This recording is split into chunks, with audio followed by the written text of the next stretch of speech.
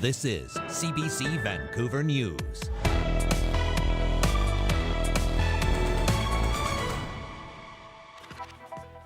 Two people are dead and one is in critical condition after an early morning car crash in South Surrey. Police say alcohol and speed may be behind the fatal collision.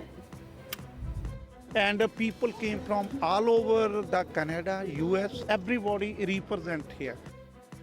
Thousands turn out to pay tribute to a well-known Sikh leader who was shot dead outside his Surrey Gurdwara on Father's Day. It's devastating, it's disappointing. As we mark the 2-year anniversary of BC's deadly heat dome, some residents are raising concerns about what they say is inequity in the province's response to extreme heat.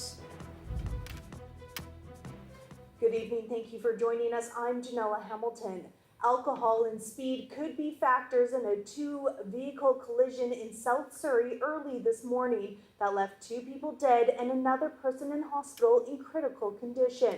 Police say the crash happened just before 3 a.m. on 176th Street near 32nd Avenue. A Volkswagen was headed north when it collided with a Hyundai sedan that was also driving northbound. Both cars were knocked into a roadside ditch filled with water and were heavily damaged.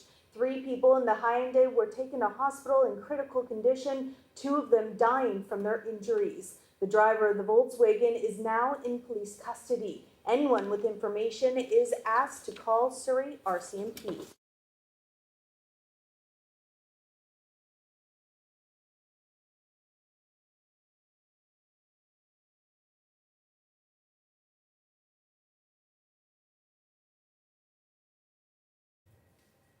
Thousands attended the funeral of slain Sikh leader Hardeep Singh Nijjar today at the Surrey Gurdwara, where he was shot dead on Father's Day. As Yasmin Gandham reports, his death has sparked fear and outrage in much of BC's Sikh community. Hundreds of community members and supporters of the Khalistan movement came together, all to commemorate the life of Hardeep Singh Nijjar. He was the president of the Guru Nanak Gurdwara in Surrey. Supporters remember him as peaceful, humble, and loved in the community. Sikhs from across the country traveled to Surrey to pay their respects. All of us, we came from Edmonton, and people came from all over the Canada, US, everybody represent here. The scene of the memorial where he was shot dead in his vehicle in this busy Gurdwara parking lot last Sunday night. Nijjar was a prominent leader in the Sikh community and an activist with the independence group Sikhs for Justice, which advocates for the establishment of an independent Sikh state of Khalistan in India. Attendees are convinced his death is a result of foreign interference from India. We will target you at the center of your identity, the Gurdwara. I mean, for a Sikh, their Gurdwaras are their core place. It's their place of resolution. It's a place of worship. It's a place of community. Minority Sikhs are no safe anywhere in the world. Where we go. IHIT investigators say they are looking for 2 heavier-set male suspects in the killing of the 45-year-old father. While police have acknowledged there is speculation stemming from the attack linking it to the Indian government, investigators say they have not linked the shooting to foreign interference, and there are no reasons to believe the Sikh community in Canada is at risk. This comes after a report released earlier this month by Canada's National Security Advisor named India as a major actor in foreign interference, including election meddling and disinformation campaigns on social media. Fear that the Indians are now resorting to violence on Canadian territory. I mean, there's a long history of Indians engaging in acts of violence against Sikhs in India. As a result, many Sikhs were granted asylum, refugee status in Canada. Nijjar was organizing an unofficial referendum for an independent Sikh state at the time of his death. Mourners gathered at the Guru Nanak Sikh Gurdwara for a final goodbye to Nijjar and say they won't be silenced. It's not an attack on an individual, but it's an attack on a faith. Yasmin Gandham, CBC News, Surrey.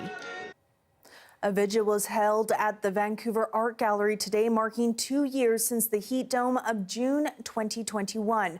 Activists say years later, many of the changes needed to protect people from heat disasters have yet to be implemented. So the first call to the government is to immediately fund and distribute portable air conditioners for low-income people. The second demand is that they modify the Residential Tenancy Act to have a maximum temperature, and that maximum temperature being 23 degrees indoors. And the third demand is that they massively expand the cooling centers in the city and around the region, make them 24 hours. 619 boxes were laid on the gallery steps, each representing a life lost during the unprecedented heat wave that lasted for several days. A BC Coroner Service report found elderly and vulnerable people living without air conditioning made up the majority of victims. Residents are also raising concerns about what they call inequity in the province's response to extreme heat.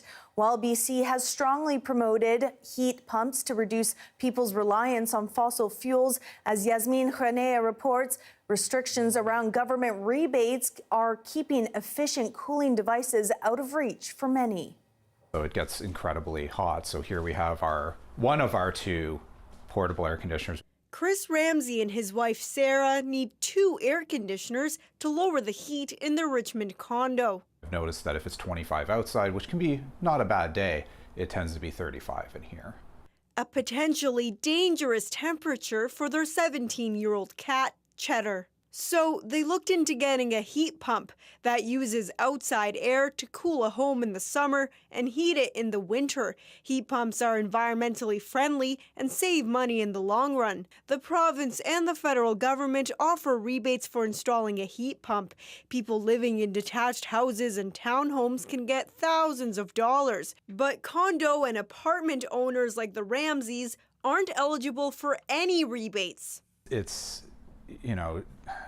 devastating. It's disappointing. You get told about this solution of the heat pump, and then you realize that it's so expensive. 3 companies all estimated it would cost more than $20,000 for Ramsey to install a heat pump.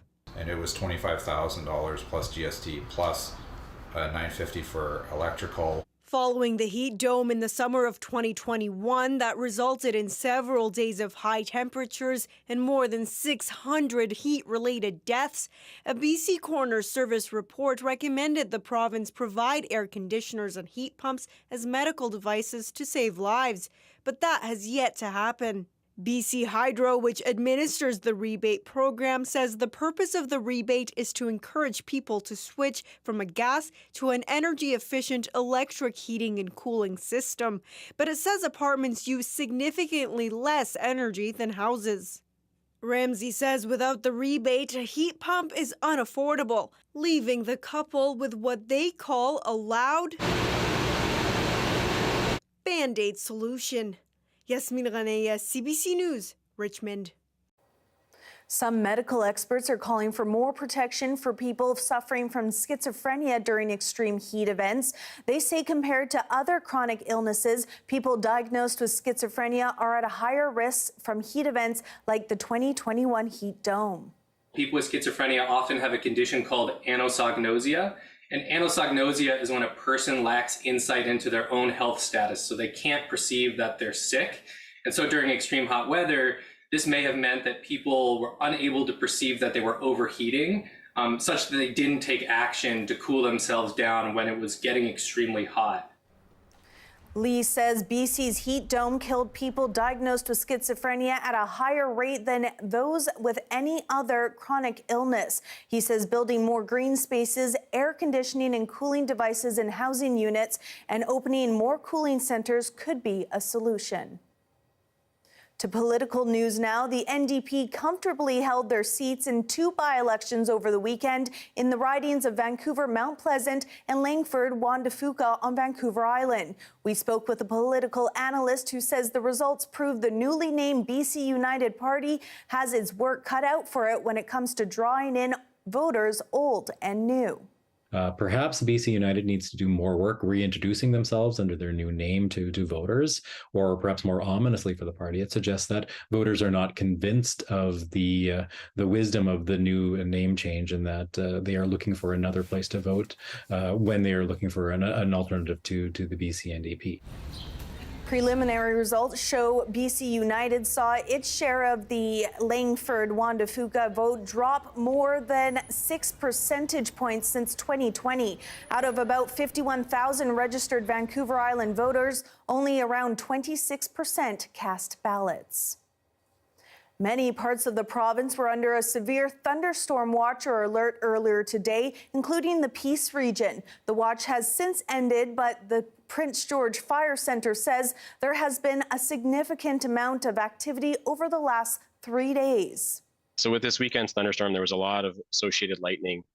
So in the Prince George Fire Centre, we've experienced approximately 4,000 lightning strikes in the last 24 hours and approximately 10,000 over the last 72 hours. So associated with that lightning, we do have, so we've confirmed 15 new wildfire starts in the last 24 hours. Richmond says they do expect to see more fire activity as the cloudiness and smoky conditions improve. According to the BC Wildfire Dashboard, there are 59 wildfires burning in the northern region.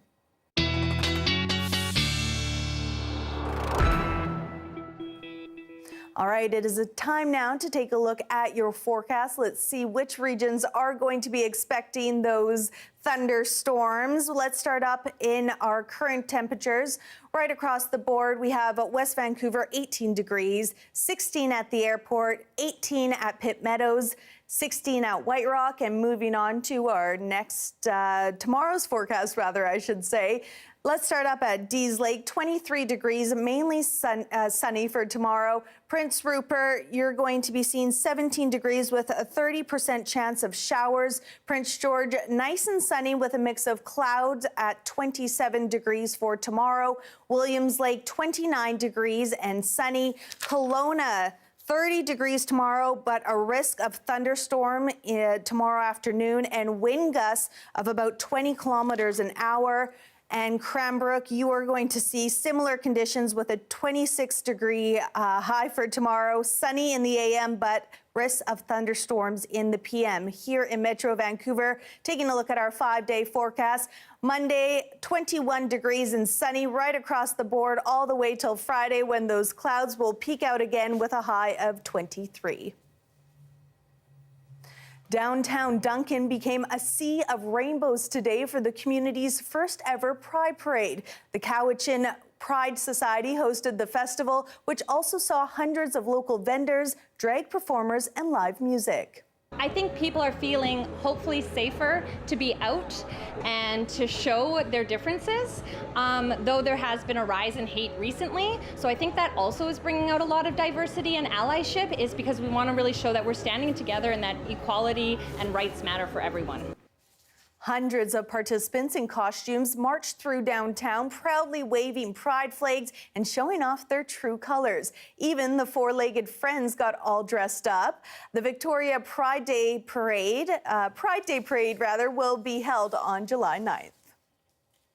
Continuing in Victoria, community members there gathered today to walk and move in support of the ALS Society of British Columbia. ALS is a rare neurological disease that affects motor neurons in the brain and spinal cord that control voluntary muscle movement, resulting in extreme weakness. Typically, within 2 to 5 years of the initial diagnosis, the disease will cause a person to lose their ability to move or even walk. There is no known cause or cure. Proceeds from the annual ALS Society fundraiser remain in BC to support patient programs and research. And in Vancouver, one of the largest Dragon Boat festivals in North America wrapped up today. Over the weekend, the annual Concord Pacific Dragon Boat Festival saw 200 teams and 5,000 racers battle it out on the water at False Creek. The CBC Wave Catchers team was among the competitors, taking home gold in their final race. Still to come, a full-scale investigation launched into what went wrong with the submarine that claimed the lives of its 5 occupants. We will have the full report coming up next.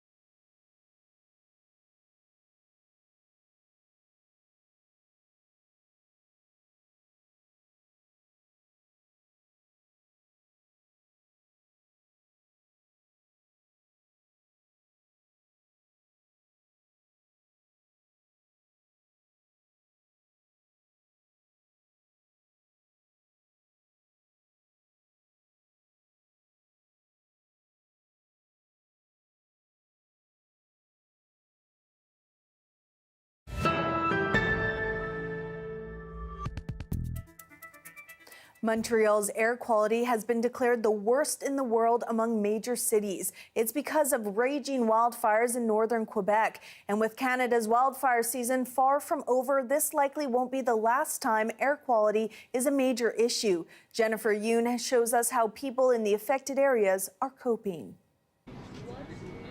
Triathletes in Montreal today were defeated before they even began. All the bikes are usually lined up, so the athletes come from over here. All the preparations were made, but when Montreal recorded the world's worst air quality due to wildfire smoke, organizers pulled the plug. This is an aerobic sport, so we have to put at the forefront the safety of the athletes, the safety of our volunteers, of the workers on site. A Montreal music festival was also canceled, city-run outdoor sports facilities were closed, and in Mont-Tremblant, more disappointed athletes after a half Ironman was called down. Younger people who there was their first one, it was a real disappointment, and I do understand them. The wildfire smoke is also impacting Ottawa, where air quality is also extremely poor, with Environment Canada warning of very high risks to human health. There are about 50 fires burning in Ontario and about 80 in Quebec, where some communities are evacuated, with residents in others ready to leave at a moment's notice. The only thing that we see is smoke, and it's very, very thick and very, very tasty. And we try to stay out of it. Quebec's Forest Fire Agency says the smoke has been so bad it has even grounded some water bombers. And while the air quality is expected to improve on Monday, officials are warning of a smoky summer.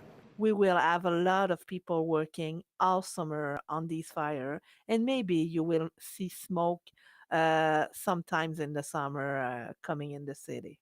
All this as some international firefighters are set to head home in the coming days, leaving provincial authorities looking for more reinforcements wherever they can find them. Jennifer Yoon, CBC News, Montreal. 1 week after a Titanic submersible disappeared in the Atlantic Ocean, the United States Coast Guard has launched its highest level of investigation. It comes as the fascination with this kind of deep-sea exploration grows. Kayla Hounsell has the latest from St. John's. He used to teach himself through YouTube how to solve the Rubik's Cube, and he was really fast at it. Suleiman Dawood's mom says he didn't go anywhere without his Rubik's Cube. He wanted to solve it on his way to see the Titanic, a voyage the 19-year-old made with his father, Shahzada. It was supposed to be Shahzada and I going down, but then I stepped back and gave the space to Suleiman because he really wanted to go. She was on board the Polar Prince, the ship that towed the Titan out to sea. The sentence, "we lost comm," I think that would be a sentence I would never want to hear in my life again. Lost comms, all communication. That's the way her horrific ordeal began last Sunday. I think I lost hope when we passed the 96 hours mark. 96 hours, the estimated time before oxygen would run out. But the U.S. Coast Guard says the sub suffered a catastrophic implosion. It has now convened a Marine Board of Investigation into the Titan tragedy. This case has been extremely complex in an unforgiving and difficult to access region of the ocean. Its primary goal is to determine the cause.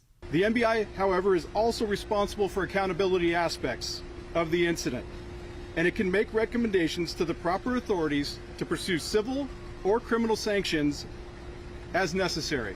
Canada's Transportation Safety Board has also launched an investigation, as has the RCMP.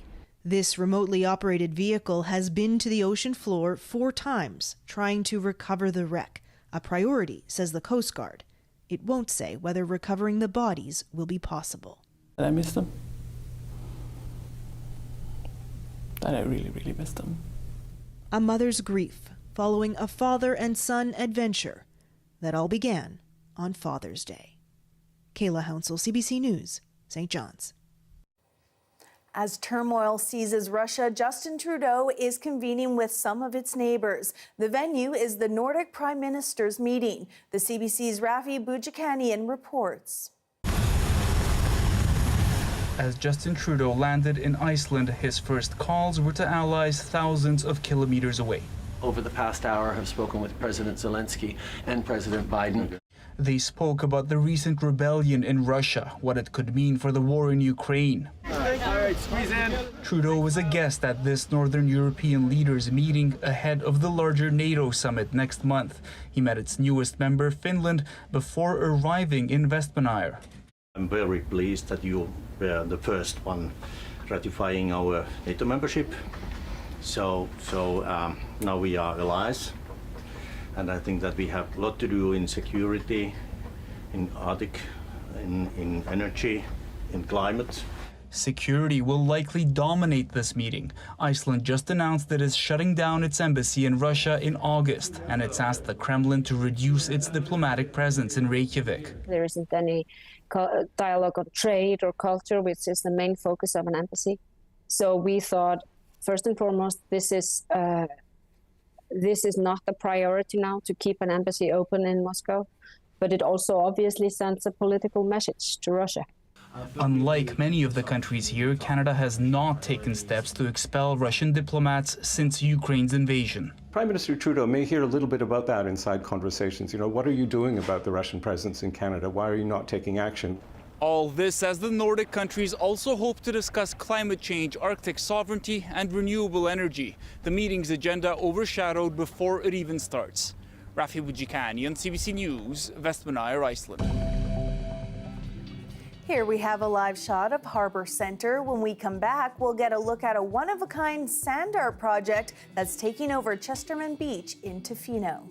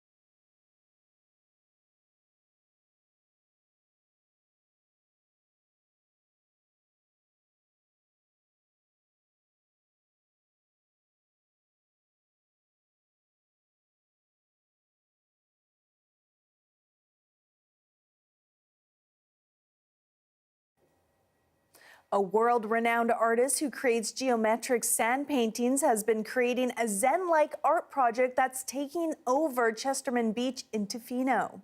One thing is that people can work, they can work for 10 minutes or they can work for 2 hours, and the tools are there, and it's kind of fun to just see what happens. And then it all washes away probably Friday around sunset. Denovan started mapping out a new land work on Vancouver Island in Tofino on June 21st to coincide with summer solstice and celebrate the reopening of Highway 4.